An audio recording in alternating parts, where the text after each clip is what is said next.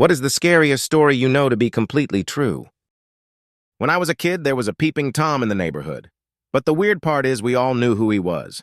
A little older guy named Ralph who lived a couple streets over and smoked like a chimney. We knew because he was caught once early on by a neighbor while on their roof, watching them through the skylight.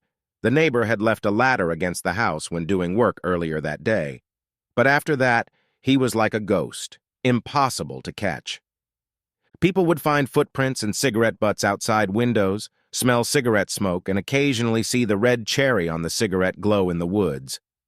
Occasionally, angry dads and teenagers who spotted him out in the darkness would give chase, but he moved like a deer through the woods and no one could put hands on him. The cops were involved a few times and they dragged him in, but it was never for long. Partially, I think, because he had a disabled wife for whom he was the sole caretaker.